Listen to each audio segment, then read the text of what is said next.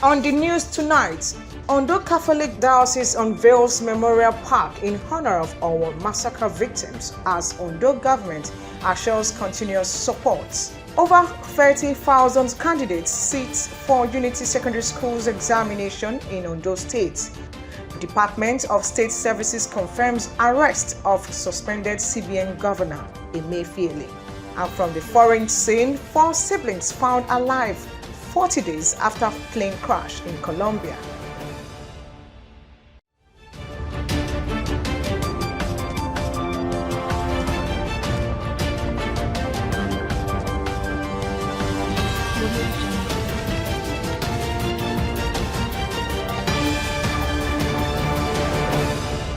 Good evening and thanks for joining us on the news tonight. I am Jane Aino.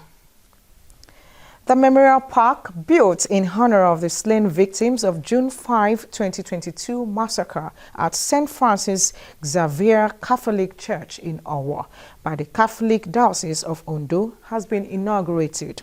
The event held at the premises of St. Francis Catholic Church, Owo, was attended by some members of the State Executive Council, including the Deputy Governor, Lucky Ayedatiwa, Secretary to the State Government, Princess Oladuni Ojo, and Special Advisor to Governor Akeredolu on Union Matters and Special Duties, Mr. Dari Aragbayi. The rescue members joined the Bishop in Ondo Catholic Diocese, Most Reverend Jude Arogundade, and the Archbishop of Ibadan Ecclesiastical Province, Most Reverend Dr. Gabriel Abegunrin, to commission the Memorial Park constructed by the Catholic Diocese of Ondo. A resting place of light and peace now and forever. May we who believe in Christ's resurrection from the dead live with him in glory and forever and ever.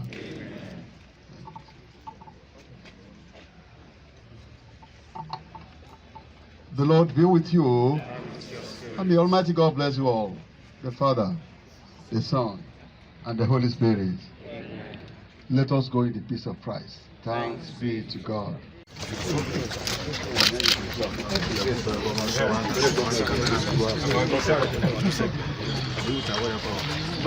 On behalf of the Bishop of this Diocese, Bishop, Bishop Palonge, and all the clergy, religious and lay faithful of the Diocese, especially the community, worship committee of St. Francis of Owo. I declare this place open for the glory of God and for the memory of those who are late, and for us to pray here in the name of the Father, Amen, and of the Son, Amen, and of the Holy Spirit. Amen.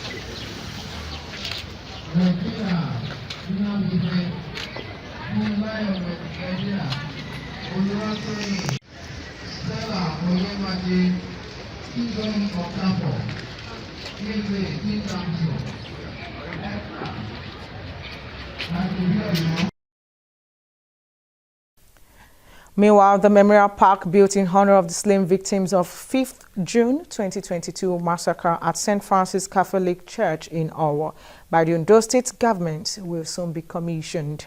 Mr. Wale Akintarinwa, chairman of the Owo Attack Donation Management Committee, during an inspection of the Memorial Park, said Governor Oluwarotimi Akeredolu will officially inaugurate the Memorial Park once it is fully completed. Akintarinwa, accompanied by other committee members, guided a team of Catholic Church bishops on a tour of the park, assuring them that the governor and the state government have shown tremendous empathy and dedication to immortalizing their attack victims. In addition to the progress made so far, Akintarinwa announced that the names of the survivors will be engraved on a wall marble. He also mentioned that the remaining interior work will be finished shortly, after which the Memorial Park will be ready for commissioning.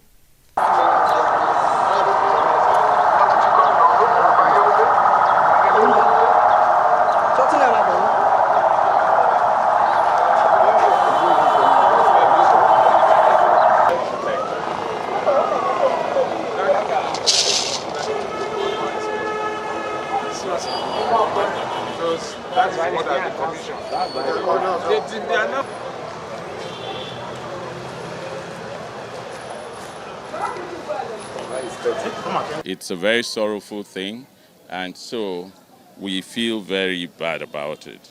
And we participated in all the activities of the Catholic Communion to commemorate this week as a committee of the State Executive Council. And I've been here today is just to come and take the bishops and some of the clergy here on an inspection tour. This place is not yet completed, but you see the Papa Nuncio, who is the representative of the Pope in Nigeria, had showed his intention to visit this place when he comes, just to see what we're doing. And so that is why we're here today. Unfortunately, he couldn't make it, but you could see the bishops, both from Ibadan and the Bishop of Ondo, and a few of the priests have come here to see what the government is doing, and they have appreciated the government fully for the way we have responded. And they've also asked us to thank Mr. Governor Arakunrin Oluwarotimi Odunayo Akeredolu for the way he has shown so much compassion towards the affected people right from when these incidents happen. And so it has not been commissioned.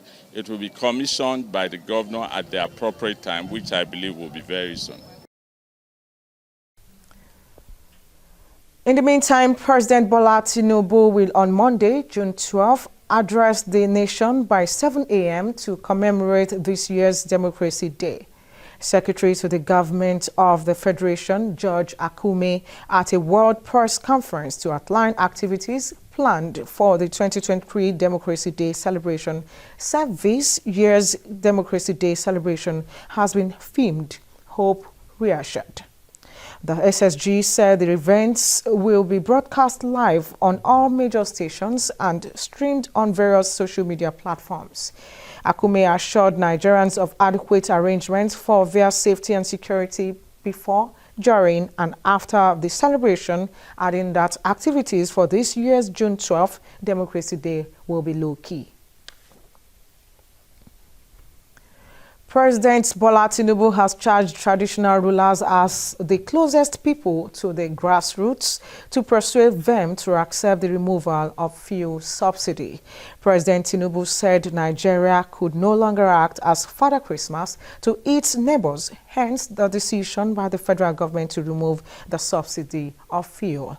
Tinubu, at a parley with traditional rulers from across the country, appealed to the National Council of Traditional Rulers of Nigeria, NCTRN delegation, led by the Sultan of Sokoto, Alhaji Muhammad Saad Abubakar, to help government secure their understanding of the people at the grassroots on the situation. On security, the president reiterated his pledge to prioritize the sector until every Nigerian goes to sleep with his two eyes closed. Why should we, in good sense, in good heart, feed smugglers, be a Father Christmas to the neighboring country, and even though they say not every day is Christmas?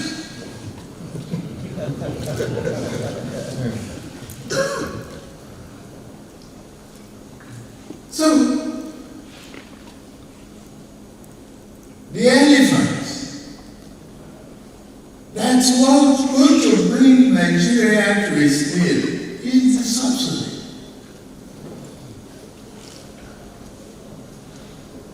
A country that cannot pay salary?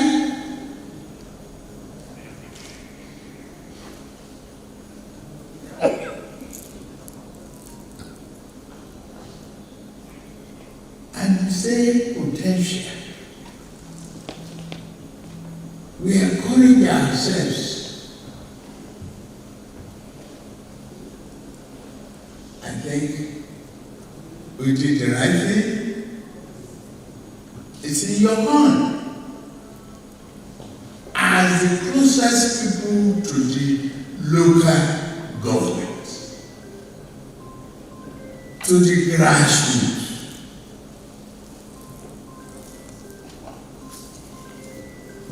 to persuade our people to have the understanding. These prices will be high now, but it will go down.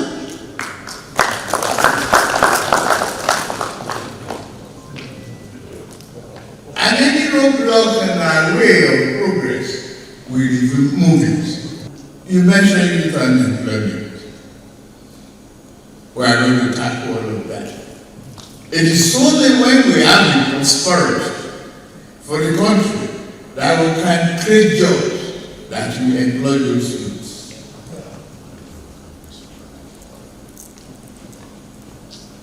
Yeah. We need your help in the oil producing areas.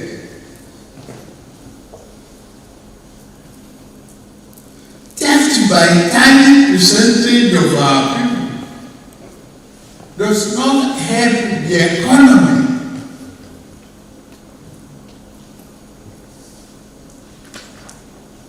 Overcrowding of their heart. We need to appease them. We need to tame them. Besides, we will work as hard as possible to ensure that diversity of this country is used and employed for the prosperity of growth and stability. You mentioned electricity, power generation cannot be embarked upon by state government. The bill has been signed. That's devolution of power. That should be our contribution to the developmental progress that we are looking for.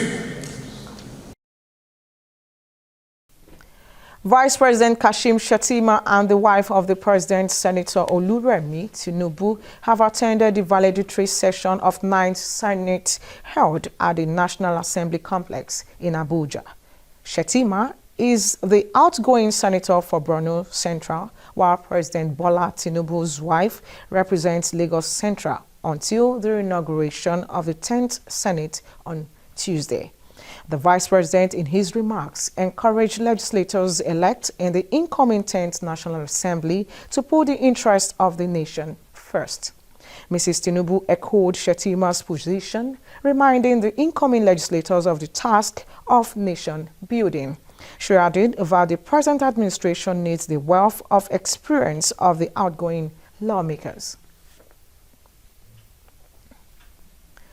Youths in the 18 local government areas of Ondo State have been urged to elect a vibrant leader as governor of the state come 2024.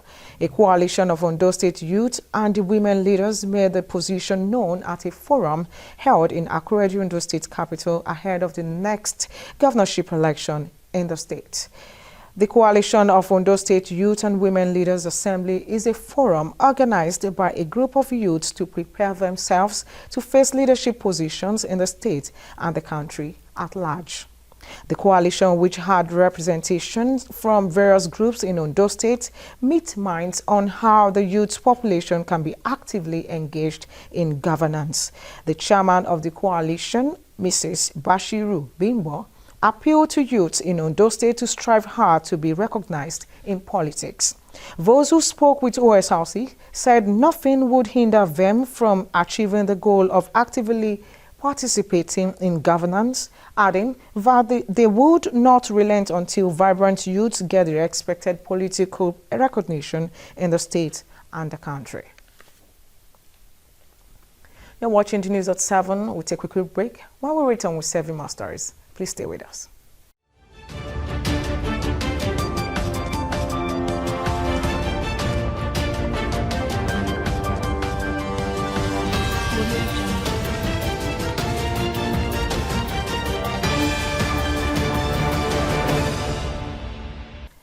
You're welcome back from that break. You can watch us live on our website www.osrc.ng or on our Facebook at OSRC TV. You can equally subscribe to our channel on YouTube, OSRC TV Ondo. And now to the rest of the bulletin. Over 30,000 candidates in Ondo State have sat for the 2023 entrance examination for admission into various Unity secondary schools in Ondo State. Permanent Secretary, Ministry of Education, Science and Technology, Mrs. Folashade Adegoke, disclosed this while monitoring the exercise in some centers in Akure, Ondo State capital. Joy Pius reports that some of the centers visited included St. Thomas Aquinas College, St. Peter's Unity Secondary School, CSC Grammar School, among others, all in Akure.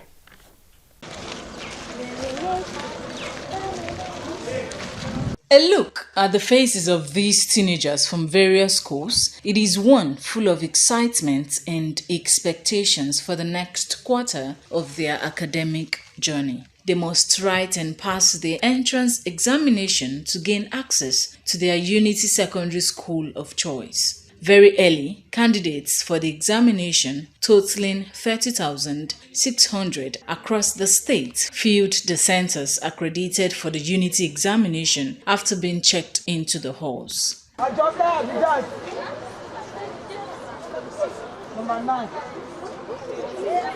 At the St. Thomas Aquinas College Center, candidates were orderly and had commenced the examination. School administrators in charge of the centers and parents expressed satisfaction at the conduct of the examination. Of course, as early as 7 a.m. they started trooping in. So by 7:30 a.m. we allowed them into the hall, one after the other. They were highly organized. They behaved very well, peaceful, and well comported. No problem at all. As you can see, the atmosphere is very cool. Everywhere is everybody is here, maintaining peace. And to the glory of God, everything is okay. Permanent Secretary, Ministry of Education, Science and Technology, Mrs. Folashade Adegoke, who led a monitoring group to different centers in Akure, described the exams as hitch-free, while hinting that results are expected to be released within 24 hours. We thank God, so far so good. It shows the effect of good planning and preparation. It's hitch-free, and the students have conducted themselves very well. They are facing their business, and the exam is going on as planned. Some of the students are optimistic of sterling performance in the examination. I am prepared. I have read the book that's supposed to read. I am sure that I'm going to pass this exam. I'm very ready to pass this exam. I'm very sure that I'm going to get a very, very good score. I've read all the notes I'm supposed to read. I like the exam and it was not even difficult. I know the result will be very miraculous because it's very easy, very simple. Other schools visited include St. Dominic High School, Oyemekun Grammar School, St. Louis Grammar School, St. Peter's Unity Secondary School, among others. Joy Pius, OSRC News. Government at all levels have been advised to embrace technology for the advancement of education in Nigeria. Stakeholders at the official commissioning of Orange Smart Academy Center in Akure said that the introduction of audiovisual in classrooms will enhance teaching and learning. Osrc's Omoshiliola Adesoye Ajayi reports that the center is the first of its kind in Southwest. The report. The place of technology in education cannot be set aside as it makes the process of learning easier and more efficient for students and teachers. Hence the establishment of the Orange Smart Academy by management of Green Pastures Premier Schools and innovation of Smart Card projects. The proprietor of the school and chairman National Association of Proprietors of Private Schools, Akure South Chapter, Reverend Aderemi Martins, said the move is to enhance learners' interest in education. The passion for Smart Academy came as a result of reviving and upgrading our audiovisual method of learning, as pupils and students of today are interested more in visual than audio. Also, the president of NAPS in Ondo State, Dr. Roti Joseph, encouraged learners to make use of the opportunity to enhance their learning ability. Truly, teachers' lives matter to us because with this audiovisual aid in this school, it will make everything easy for the teachers. Most of our learners today don't have much interest in reading. The reading culture is almost fading away. So we thank God for this. It's going to help us a lot. And we want to admonish all the school here present and those who will still be aware of this to partner with this project. That's Orange Card.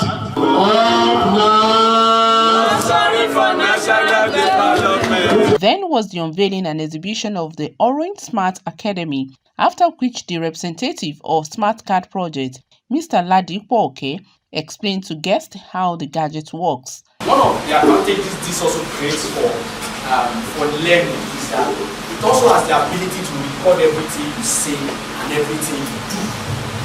So that way you don't lose up on anything. So if I need to run my evaluations on my teachers, all I just need to do is record your work over time. Some parents, teachers, and students said the modern technology patterns in education will make teaching and learning more easier. It makes our work so easy and make us to learn more about ICT. The Orange Smart Board, it makes the work easier and it makes the work faster. It doesn't stress the teachers, not the teachers to be shouting all the time.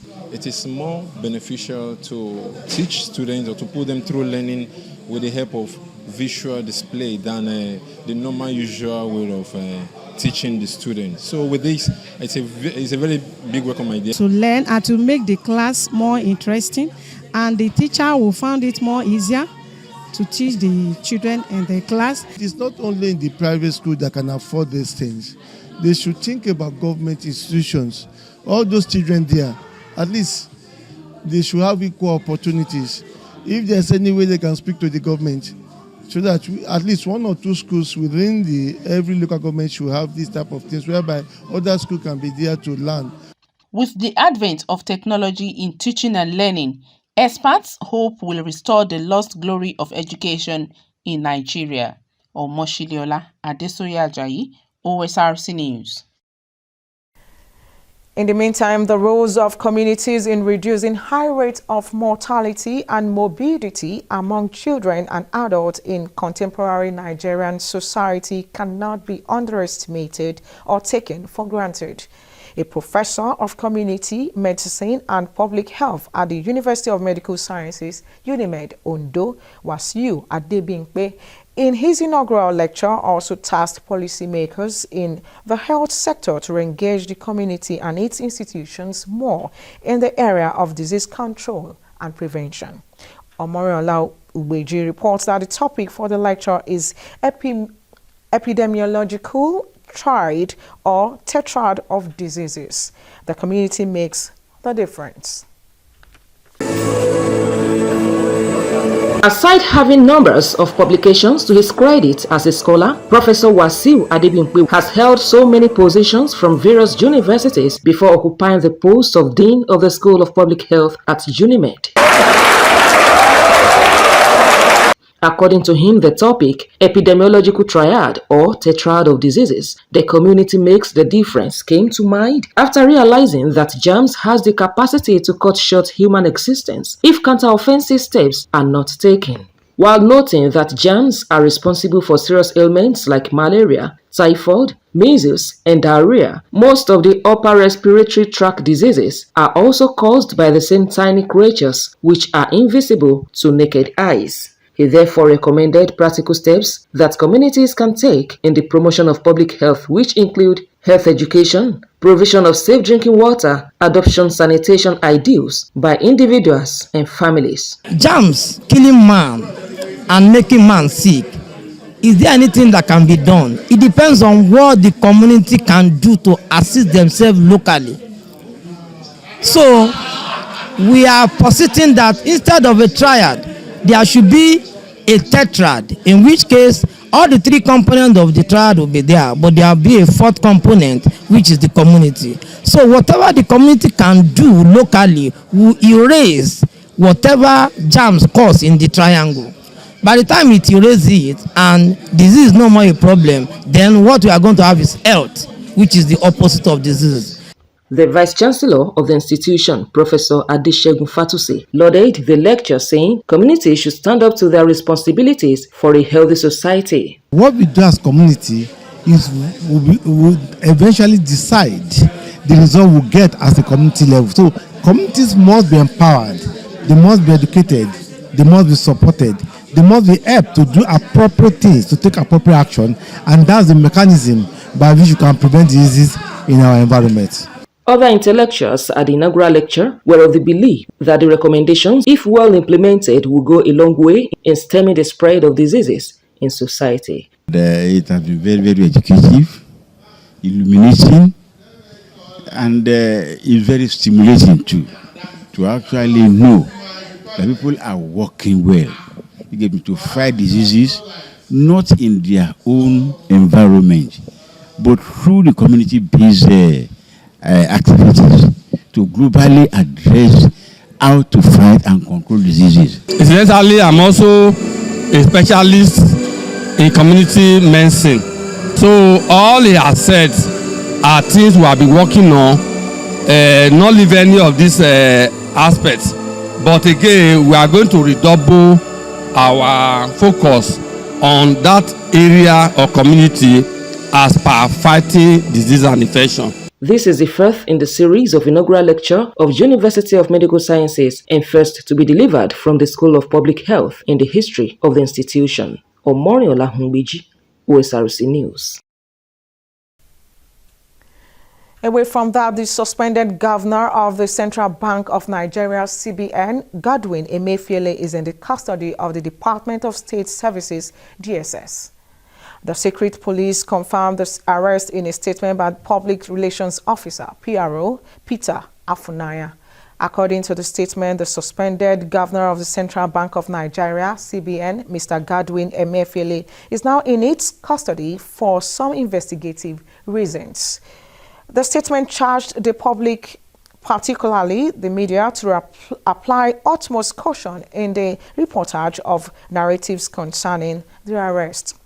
The revelation comes hours after the DSS refuted reports that Emefiele was in its custody. Amid reports of the arrest widely shared online, Afunaya had earlier today said in its terse statement that Emefiele is not with the DSS. And now on the foreign scene, 4 children have been found alive 40 days after the plane they were traveling in crashed in the Colombian rainforest. The single-engine plane they were flying in crashed into the jungle in the southern Caqueta province of Amazonas region on May the 1st. People in Colombia are calling their survival a miracle. And now on sports, Super Eagles head coach Jose Santos Posero has named a squad for the upcoming Africa Cup of Nations qualifying match against the Lion Stars of Sierra Leone in Monrovia, Liberia. Notable players including Napoli's Victor Osimhen, Captain Ahmed Musa, defender William Ekong, and midfielders Alex Iwobi and Wilfred Ndidi have received invitations for the clash. Leading the pack of strikers is the sensational Victor Osimhen, and joining him in the forward line is Villarreal's Samuel Chukwueze. The defensive lineups features the likes of William Ekong, Kenneth Omeruo, Zaido Sanusi, Calvin Bassi, Oluwasemilogo Ajayi, and Bright Osayi Samuel. In the midfield, the experienced duo of Wilfred Ndidi and Frank Onyeka will provide stability and creativity, while the roster is completed by forwards Taiwo Awoniyi and Kelechi Iheanacho, as well as home-based goalkeepers Victor Sochima and Olorunleke Ojo, among others. With 9 points from 4 matches, the Super Eagles currently sit atop their qualification group, close behind our Guinea-Bissau's Wild Dogs with 7 points. The highly anticipated clash between Nigeria and Sierra Leone is scheduled to take place at the Samuel Canyon Dore Stadium in Monrovia on Sunday, 18 June.